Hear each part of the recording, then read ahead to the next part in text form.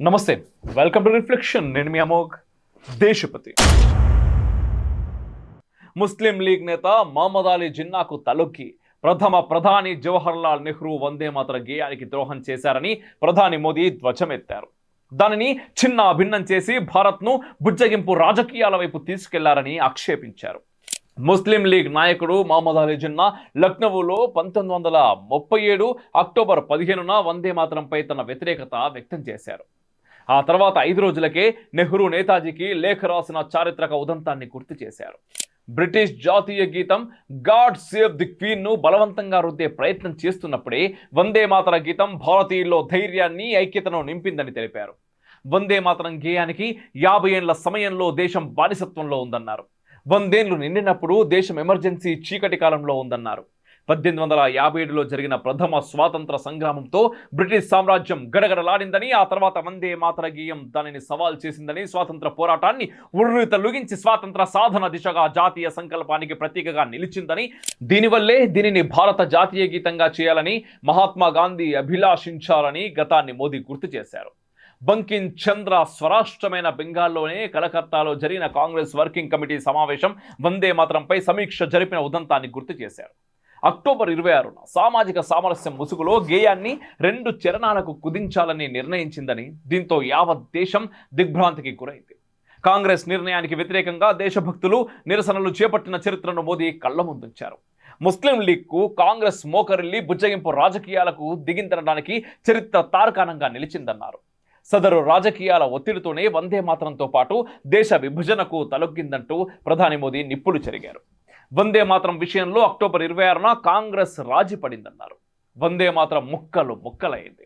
ఆ నిర్ణయం సామాజిక సామరస్య చర్యగా ముసుగు వేసుకుంది. కానీ కాంగ్రెస్ ముస్లిం లీగ్కు లొంగిపోయి ముస్లిం లీగ్ ఒత్తిడితో ఇలా చేసిందనే దానికి చరిత్ర సాక్ష్యమంటూ ప్రధాని మోదీ విరుచుకుపడ్డారు. 1905లో ఉద్దేశపూర్వకంగా బెంగాల్ను విభజించడమే కాదు, వందే మాతరం గీతాన్ని జాతీయ గీతంగా మార్చమని గాంధీ లేఖ రాసిన అంశాన్ని ప్రధాని మోదీ ఈ సందర్భంగా గుర్తు చేశారు. గాంధీ విన్నపాన్ని సైతం తుంగలో తొక్కిన వారెవరో దేశ ప్రజలకు తెలియాలంటూ మోదీ చురకలు అంటించారు. వందే మాతర గీతంలోని కొన్ని పంక్తులను తొలగించడం ద్వారా, ఒక మతానికి అంటగట్టడం ద్వారా పశ్చిమ బెంగాల్ చరిత్రను కాలరాయాలని, కాలగర్భంలో కలిపేయాలని ప్రయత్నించడం నిజం కాదా అంటూ ప్రధాని ప్రతిపక్షాలకు సవాలు విసిరారు. దక్షిణాఫ్రికా నుంచి వెలువడే వారపత్రిక ఇండియన్ ఒపీనియన్లో గాంధీజీ వందే మాతర గీతంపై రాసిన వ్యాసాన్ని ప్రధాని మోదీ ఈ సందర్భంగా గుర్తు చేసుకున్నారు. బ్రిటిష్ వలసవాదానికి వ్యతిరేకంగా భారతదేశంలో జరుగుతున్న స్వాతంత్ర పోరాటంలో బంకిం చంద్ర చటర్జీ రాసిన వందే మాతర గీతం ప్రాచుర్యం గురించి గాంధీ ప్రస్తావించిన తీరును ప్రధాని మోదీ ఈ సందర్భంగా గుర్తు చేశారు. ద్విజాతి సిద్ధాంతాన్ని ప్రతిపాదించిన మహమ్మద్ అలీ జిన్నా ముందు కాంగ్రెస్ మోకరిల్లిన చారిత్రక వాస్తవాన్ని ప్రధాని మోదీ మరోసారి సభ దృష్టికి తీసుకొని వచ్చారు. వందే మాతర గీతం విషయంలో కాంగ్రెస్ పార్టీ అవలంబించిన రాజీ వైఖరియే తరువాత కాలంలో దేశ విభజనకు కారణమైందన్నారు ప్రధాని. 2047 నాటికి ఆత్మ నిర్భర భారత్ లక్ష్య సాధనలో వందే మాతర గీతాన్ని మరోసారి దేశం ఆవాహన చేస్తుందని ప్రధాని మోదీ ఆశాభావం వ్యక్తం చేశారు. పశ్చిమ బెంగాల్ అసెంబ్లీ ఎన్నికలు సమీపిస్తున్నందువల్లే ప్రధాని మోదీకి బంకిం చంద్ర చటర్జీ గుర్తుకొచ్చారని, ఆయన రాసిన వందే మాతర గీతం గురించి అందుకే ప్రస్తావించారని కాంగ్రెస్ పార్టీ విరుచుకుపడింది. కానీ భారతీయ జనతా పార్టీ లేదా కేంద్రంలో అధికారంలో ఉన్న ఎన్డీఏ మాత్రం చాలా వ్యూహాత్మకంగా వ్యవహరించింది. ఈ విషయంలో కాంగ్రెస్ ముస్లిం లీగ్ మధ్య అధికారిక ఐక్యతా ఒప్పందం జరిగింది కూడా డిసెంబర్లో కావడం. వందే మాతర గీతానికి 150 ఏళ్లు పూర్తి కావడంతో ప్రధాని నరేంద్ర మోదీ చాలా వ్యూహాత్మకంగా జిన్నా నెహ్రూ లోపాయకారి ఒప్పందాలను బహిర్గతం చేశారు. 1937లో జరిగిన ఎన్నికల్లో కాంగ్రెస్ ముస్లిం లీగ్ మధ్య ఒప్పందం జరిగింది. అంతేకాదు, రెండో ప్రపంచ యుద్ధ కాలంలో సైతం నెహ్రూ జిన్నా మధ్య ఉన్న ఒప్పందం గురించి లోపాయకారి విషయాలను బహిర్గతం చేయడమే బీజేపీ వ్యూహంగా అర్థమవుతోంది. బీజేపీ వ్యూహం కేవలం పశ్చిమ బెంగాల్ శాసనసభ ఎన్నికలు మాత్రమే కాదు, ఇటీవల జరిగిన అన్ని ఎన్నికల్లో కాంగ్రెస్ పార్టీ బలహీన పడుతూ వస్తోంది. బీహార్ శాసనసభ ఎన్నికల్లో మరింత అభాసు పాలైంది. దీంతో కాంగ్రెస్ పార్టీని మొత్తంగానే డిఫెన్స్లోకి నెట్టాలనేది బీజేపీ వ్యూహమని అర్థమవుతోంది. వచ్చే ఏడాది పశ్చిమ బెంగాల్, కేరళ, తమిళనాడు ఎన్నికలతో పాటు ఆ తర్వాత ఏడాది జరిగే యూపీ ఎన్నికల్లోనూ ఎజెండా సెట్ చేయడమే బీజేపీ లక్ష్యమని స్పష్టమవుతోంది. కాంగ్రెస్ పార్టీ హిందూ వ్యతిరేకి మాత్రమే కాదు, భారత వ్యతిరేకి అనే ముద్రను ఖరారు చేయదలుచుకుంది భారతీయ జనతా పార్టీ.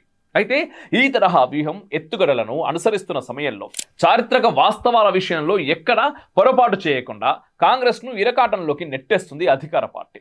ప్రధాని నరేంద్ర మోదీ అనేక చారిత్రక అంశాలను సభలో ప్రస్తావించారు. జాతీయోద్యమంలో కాంగ్రెస్ ద్వంద్వ వైఖరిని బహిర్గతం చేశారు. జాతీయ భావన గురించి మాట్లాడుతూనే విభజనవాదాన్ని ప్రకటించిన జిన్నాతో రాజీ ధోరణిని బయటపెట్టారు.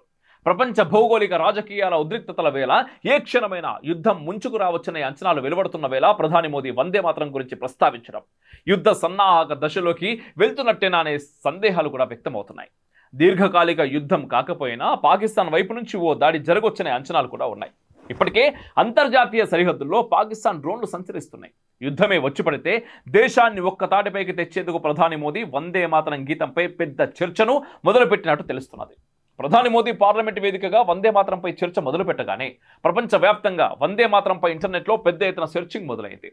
చరిత్ర మరోసారి సమకాలీన సందర్భంలో చర్చకు నోచుకుంటోంది. జై హింద్, మేరా భారత్ మహాన్, వందే మాతరం.